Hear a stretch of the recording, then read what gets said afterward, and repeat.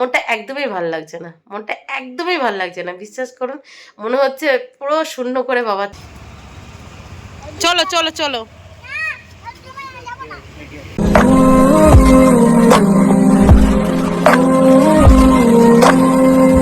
ঘুম থেকে উঠেছি সেই কোন সকালে, এতক্ষণে চা বানালে কিন্তু 7 বার খাওয়া হয়ে যায়। কিন্তু ওই যে সকাল 7টা বাজার অপেক্ষা করছিলাম, কারণ কাল বাবা একাদশী করেছিল, আজকে 7টায় পারণ। 7টায় পারণ করার পর এই যে এখন দুধ চা দিয়ে দিলাম আর সাথে দিয়ে দিলাম বিস্কিট। গুড মর্নিং বাবা। গুড মর্নিং দুষ্টু। সকাল সকাল বাইরের ওয়েদার দেখুন, ধুম বৃষ্টি হচ্ছে। এর মধ্যে দুষ্টু স্কুলে কি করে যাবে?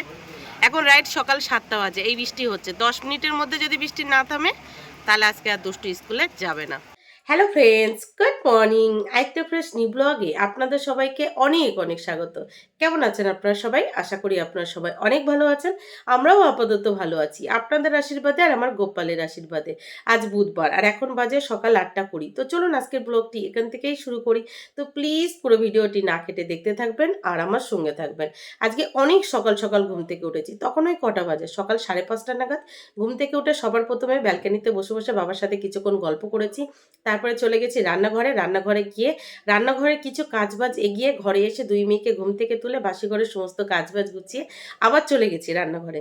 রান্নাঘরে গিয়ে সবার জন্য চা বানিয়েছি। বসে বসে সবাই মিলে একসাথে চা বিস্কিট খেয়েছি। তারপরে দুষ্টুকে স্কুলের জন্য রেডি করতে যাব, তখন বাইরে গিয়ে দেখি মুষলধারায় বৃষ্টি হচ্ছে।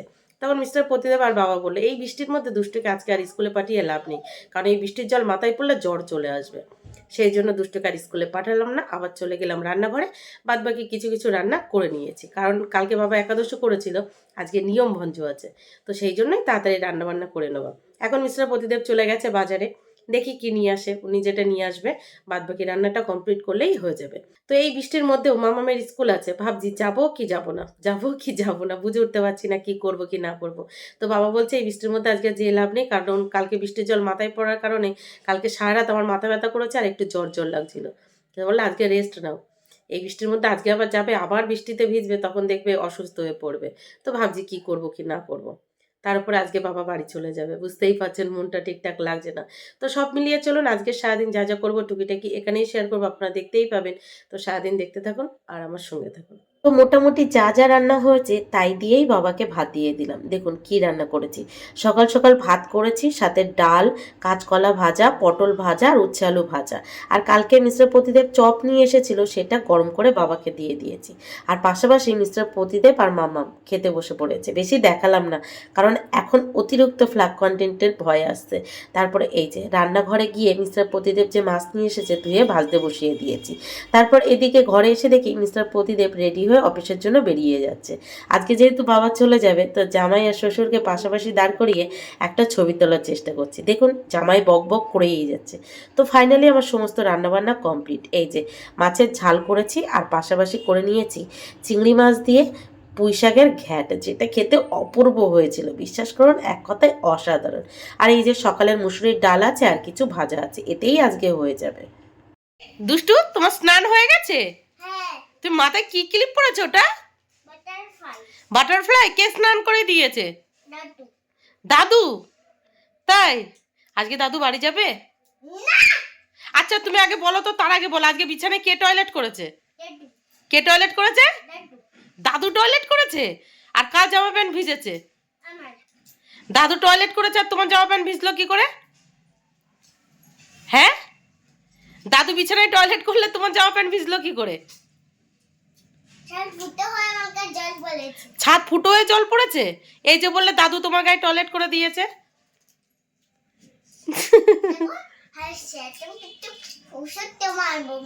ওরম বলতে আছে?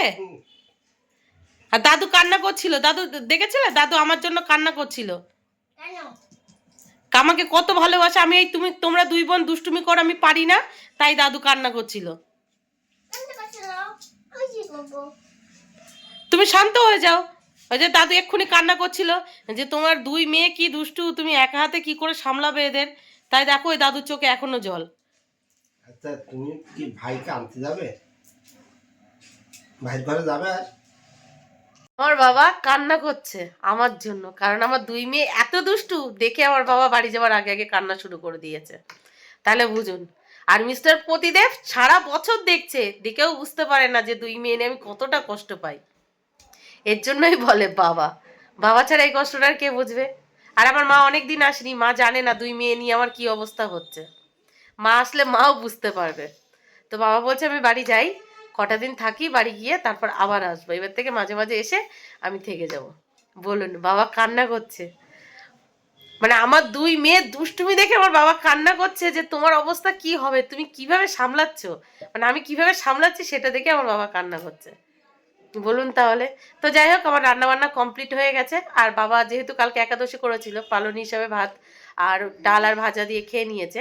তো এখন আমি একটু মুড়ি খাবো, মুড়ি খেয়ে চান করব, চান করে সবাই মিলে আবার ভাত টাত খাবো। তারপরে বাবা বাড়ির উদ্দেশ্যে রওনা দিয়ে দেবে। যে কদিন বাবা ছিল কত কাজ বাবা এগিয়ে দিয়েছে, কত কাজ। মানে আমি একদিকে কাজ করছি, অন্যদিকে বাবা দেখছি মানে ঘর ঝাড়ু দিয়ে দিচ্ছে, জামা কাপড় মেলে দিচ্ছে, জামা কাপড় তুলছে, নাতনিদের চান করানো, কত কিছু করে দিয়েছে। যেগুলো মায়েরা করে সেই কাজগুলো বাবাও করে দিচ্ছে। কি করবে, দেখছে মেয়ে পাচ্ছে না, পেরে উঠছে না, তারপরে দুই মেয়ে এত দুষ্টুমি করে, বাবার পক্ষেও মানে দুষ্টুকে সামলানো কষ্টকর হয়ে যাচ্ছিল। বাবা যে শুধু এখানে এসে করছে তেমনটা কিন্তু না, বাবা বাড়িতেও প্রচুর করে, প্রচুর প্রচুর করে। আমাদের ছোটবেলাটা মানে দিনের বেলা মা হ্যান্ডেল করতো আমাদের, আর রাত্রেবেলা সব কিছুর দায়িত্ব ছিল বাবার।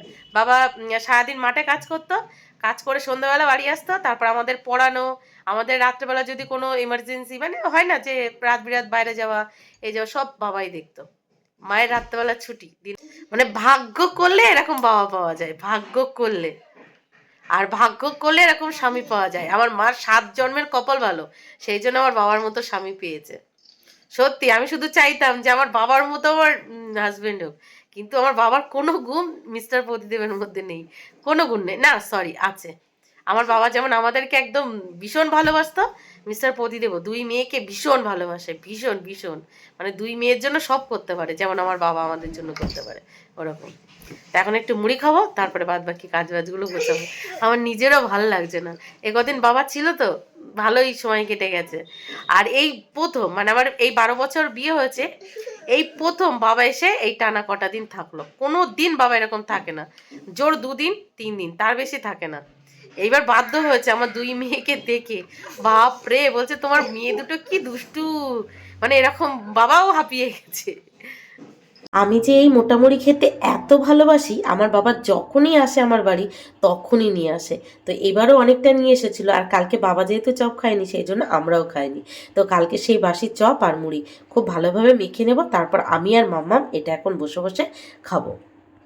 রাইট 2:20 বাজে, তখন আমি বসে বসে মুড়ি আর বাসির চপ খেয়ে ঘর বারান্দা ঝাড়ু দিয়ে দুটো ভিডিও এডিট করা ছিল, সেই ভিডিওর ভয়েস ওভার দিয়ে মাম্মামকে সাথে নিয়ে নিচে গেছি। সবার প্রথম মাম্মামকে চান করিয়ে ওপরে পাঠিয়েছি, অল্প কিছু কাচাকুচি করেছি, তারপর নিজে চান করে ওপরে এসে এই যে হালকা করে রেডি হয়ে গেছি। রেডি হয়ে গোপালের পুজোও দিয়ে নিয়েছি। এখন সবাই মিলে একসাথে খেতে বসবো, তার আগে এই যে আপনাদের সামনে একটু চলে এলাম। মনটা একদমই ভাল লাগছে না, মনটা একদমই ভাল লাগছে না, বিশ্বাস করুন। মনে হচ্ছে পুরো শূন্য করে বাবা চলে যাবে, একদম ভাল লাগছে না। মানে এই কদিন ছিল কিভাবে যে সময় কেটে গেছে বুঝতেই পারিনি। বাবাও কান্না করছে, আর বাবার চোখে এইভাবে জল কখনো দেখিনি, এমন কি বলবো। তো যাই হোক, চলুন খাওয়া দাওয়া করি। দুষ্টুর আজকে আবার ডান্স ক্লাস আছে, সামনের রবিবার ডান্স ক্লাস থাকবে না, মানে ছুটি থাকবে, তো সেই দিনেরটা আজকে করিয়ে দেবে বিকেল 4টে থেকে। তো আমরাও বেরোবো ডান্স ক্লাসের জন্য, আর বাবা বেরিয়ে যাবে বাড়ির উদ্দেশ্যে। মানে দুটো পথ দুদিকে আলাদা হয়ে যাবে। দুই মেয়ে, বাবা আর আমি 3জন মিলে একসাথে খেতে বসে পড়েছি। তো এই যে বাবার প্লেটটা রেডি করে নিয়েছি, দিয়েছি পটল ভাজা, কাঁচকলা ভাজা, উচ্ছে আলু ভাজা, মাছের ঝাল, মুসুরির ডাল, আর ওই যে চিংড়ি মাছ দিয়ে পুঁই শাকের ঘ্যাট। আর এদিকে দেখুন আমার 3 ছেলে মেয়ে একসাথে খেতে বসে পড়েছে। এই কটা দিন বাবা ছিল, বিশ্বাস করুন দুষ্টুর 24 ঘন্টা খেলার একজন সাথী ছিল। মানে যখনই সময় পেয়েছে তখনই দাদুর সাথে খেলেছে। আজকে দাদু বাড়ি চলে যাবে, তারপরে বেচারা একা হয়ে যাবে, খেলার সাথী আর থাকবে না। খুঁজছো দুষ্টু, কি খুঁজছো?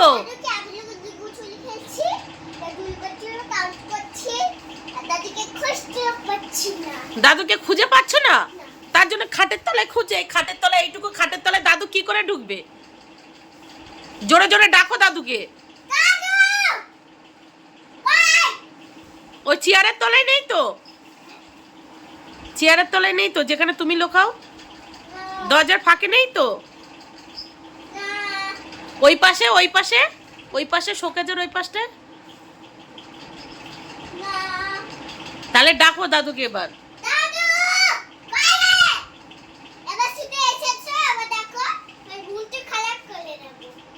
দাদুকে খুঁজে পাচ্ছ না?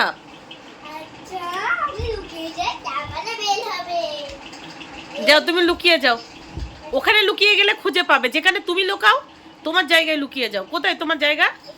লুকিয়ে যাও, লুকিয়ে যাও, লুকিয়ে যাও, লুকিয়ে যাও, লুকিয়ে যাও, লুকিয়ে যাও।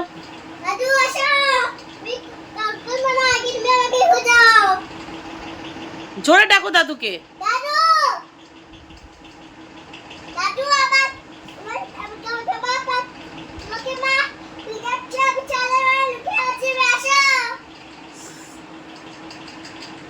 কোথায়? দাদু আসছে না তো। ও বা, তোমার নাতনি লুকিয়ে আছে, আসো। কোথায় দাদু? কই কই দাদু কই? কে জিতলো তাহলে? কে জিতলো এবার? আজকে দাদু তো বাড়ি চলে যাবে, তখন কার সাথে লুকোচুরি খেলবে? বাবা খেলবে এরকম? এই দাদুর মতো এরকম খেলে কেউ? ফাইনালি খাওয়া দাওয়া কমপ্লিট। খাওয়া দাওয়া কমপ্লিট করে ঘর থেকে এটো থালা বাসনগুলো তুলে ঘর বারান্দা মুছে এটো থালা বাসনগুলো মেজে এই যে সবাই মিলে হালকা করে রেডি হয়ে গেছি। আর আজকে অনেক দিন পর পুঁই শাকের তরকারি খেয়েছি, তাও আবার চিংড়ি মাছ দিয়ে। কি ভালো হয়েছে রান্নাটা, কি ভালো হয়েছে। মনে হয় অনেকদিন পরে খেয়েছি, সেই জন্য খেতে ভালো লেগেছে। কী হয়েছে বলুন তো, যবে থেকে আমার গলব্লাডার অপারেশন হয়েছে অনেক কিছুই খেতে পারি না। তার ভিতরে ওই যে পুঁই শাক খেলেও আমার প্রবলেম হয়, মানে গ্যাসের প্রবলেম হয়, সেই জন্য পুঁই শাকটা খাওয়া হয় না। তো অনেকদিন পর আজকে খেয়েছি, কি ভালো খেয়েছি। আর চিংড়ি মাছ ছাড়িয়ে নেওয়ার পর যে ছোকলাটা থাকে না, মানে চিংড়ি মাছের খোসা, সেটা বেটে ছেঁকে ওই পুঁই শাকের তরকারিতে দিয়েছি, সেই জন্য আরও বেশি টেস্ট হয়েছে। জানি না একটু পরে কি হবে, পেটে ব্যথা শুরু হয়ে যাবে কিনা, হলে ব্যাস হয়ে গেল। তবুও লোভে পড়ে তো খেয়েছি, যা হবে দেখা যাবে, হবে আবার ঠিকও হয়ে যাবে, তাই না? তো এখন বেরিয়ে পড়বো দুষ্টুর ডান্স ক্লাসের উদ্দেশ্যে। 4টের কাছাকাছি বেজে গেছে, আর বাবা বেরিয়ে পড়বে বাড়ি যাওয়ার উদ্দেশ্যে। দুষ্টু এখনও অবধি ভালোভাবে জানে না যে বাবা বাড়ি যাবে। কয়েকবার বলা হয়েছে দুষ্টু আজকে কিন্তু দাদু বাড়ি যাবে, বাপ রে কি শুরু করে দিয়েছিল। কিন্তু যখন বাবা বাড়ি যাবে তখন যে কি করবে কি জানি। তো যাই হোক, আর এখানে দাঁড়িয়ে কথা বললে হবে না, তাহলে আমাদের ডান্স ক্লাসে দেরি হয়ে যাবে, আর বাবার বাড়ি যেতে অনেকটাই রাত হয়ে যাবে। চলুন যাই। এই যে 3 ছেলে মেয়েকে সাথে নিয়ে একসাথে বেরিয়ে পড়েছি। বাইরে বার হবার পর দুষ্টু আর বাবাকে ছাড়ছেই না। তো বাবা কি করেছে, 2 মেয়েকে সাথে নিয়ে বাড়ির সামনের দোকানটায় চলে এসেছে। ভেবেছে এই দোকান থেকে 2 বোনকে 2টো আইসক্রিম কিনে দিলে দুষ্টু মনে হয় শান্ত হয়ে যাবে। বাপরে কি যে শুরু করেছিল, আপনার পরের পার্টটুকু দেখলেই বুঝতে পারবেন। দেখুন আইসক্রিমটা নিয়েছে, নেওয়ার পর পিছনে রিক্সা এসে দাঁড়িয়েছে। আমি বাবাকে বলছি তুমি রিক্সায় করে চলে যাও। যেই শুনেছে দুষ্টু দেখুন সাথে সাথেই পিছন ঘুরে, না দাদু তুমি যাবে না, আমি তোমাকে কোনো মতেই ছাড়বো না। ও সব কিছু ছাড়তে রাজি আছে, কিন্তু দাদুকে ছাড়তে রাজি না। দাদু যদি চলে যায় এখন বলছে হাতের আইসক্রিমটাও ফেলে দেবে। তো বাবা বলছে একটু ওয়েট করি। যাও বাবা তুমি যাও, আমরা এই দিক দিয়ে যাই, তুমি ওই দিক দিয়ে যাবে। তোমাদের আগে পৌঁছে যাব। তা তোমার কাছে কতদিন থাকবে দাদু? অনেকদিন থাকলে হবে? দাদুর বাড়ির কাজগুলো কে দেখবে? না দাদুকে টাটা করে দাও। দাদু আবার আসবে, আবার আসবে, আবার আসবে। তুমি তো দাদুকে কাল মারছিলে।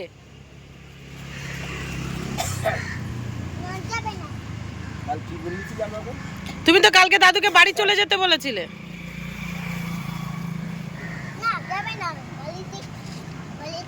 কার কাছে থাকবে?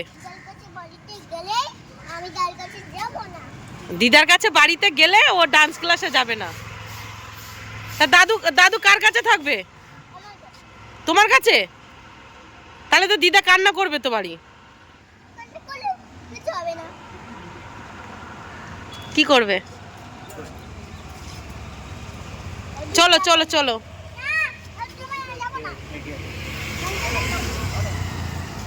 চলো।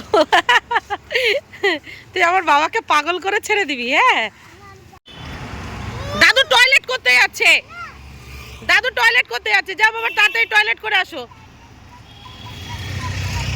ওই যে ঘরে টয়লেট করতে যাচ্ছে, দেখো আমাদের বাড়ি ঢুকছে। ওই যে এই যে আমাদের বাড়ি ঢুকছে দাদু টয়লেট করতে। আমরা হাঁটতে থাকি, না হলে দেরি হয়ে যাবে। তো এখানে দাঁড়ালে হবে না, এখানে দাঁড়ালে বকবে লোকে। চলো চলো ওই দেখো দাদু টয়লেট করতে গেছে, ওই যে যাও, চলো চলো। আরে দাদু টয়লেটে গেছে, আমরা ডান্স ক্লাস করে আসি, চল।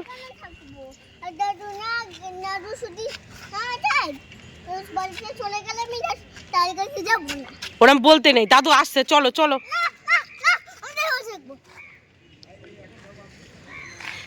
চলো আমরা যেতে থাকি, দাদু আসছে। তোমার বাটারফ্লাই উড়ে যাবে কিন্তু মাথা থেকে।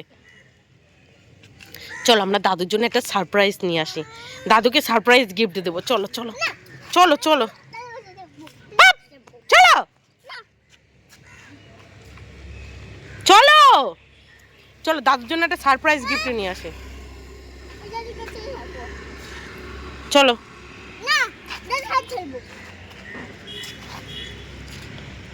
চলো, আমি যেতে বলেছি কিন্তু, চলো চলো। ওই যে দাদু যাচ্ছে, চলো। বাবা তোমাকে পাগল করে ছেড়ে দেবে, তাহলে বোঝো আমার অবস্থা কি হয়। দেখো গাড়ি আসছে কিন্তু, চলো।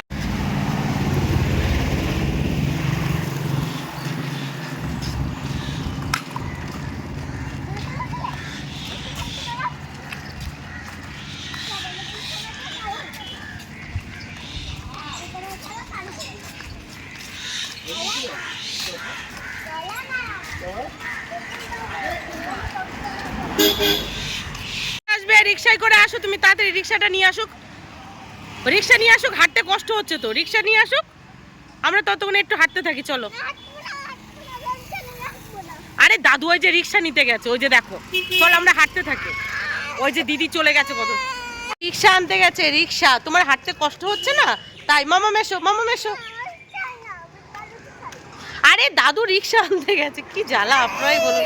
দেখুন, আরে দাদু বাড়ি যাচ্ছে না, রিক্সা আনতে গেছে, তোমার কষ্ট হচ্ছে না তাই? দাদুর দেখো। তো এই যে দুষ্টুর ডান্স ক্লাস থেকে বাড়ি চলে এসেছি, সারা রাস্তা দুষ্টুর সে কি কান্না। ডান্স ক্লাসে গিয়ে ঠিকঠাক করে ডান্সও করলো না, অন্যান্য দিন তো করেই না, আর আজকে মোটে করেনি। তারপর বাড়ি চলে এসেছি, বাড়ি এসে দাদুকে খুঁজে পাচ্ছে না, আরও চিৎকার চেঁচেমেচি কান্না এই ওই করছে। সব মিলিয়ে চলুন, আর ভালো লাগছে না। আজকের ব্লগটা এখানেই শেষ করছি, দেখা হচ্ছে কাল সকাল থেকে আর একটা ফ্রেশ নিউ ব্লগে। ততক্ষণের জন্য আপনারা সবাই ভালো থাকবেন, সুস্থ থাকবেন, আর অবশ্যই সাবধানে থাকবেন। টাটা।